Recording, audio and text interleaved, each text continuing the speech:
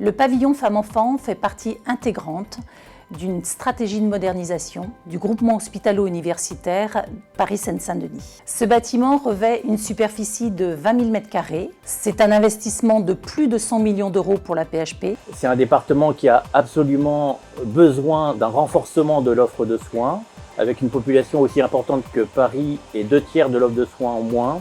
Ce bâtiment va permettre à la fois un accès à une médecine moderne, innovante, renforcée.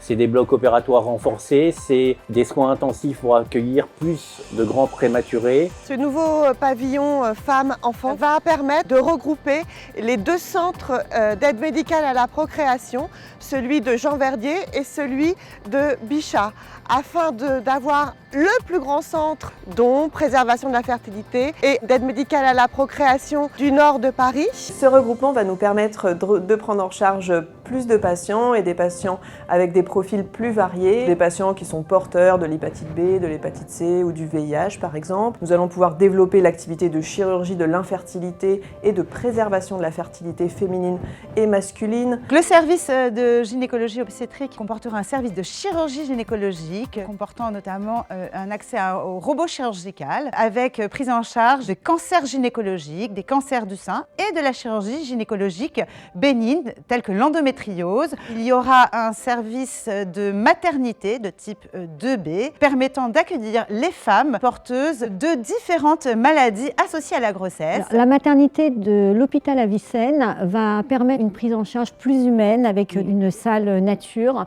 qui va permettre aux patients d'accoucher selon leurs souhaits pour permettre une rencontre de qualité entre la maman, le bébé et son papa.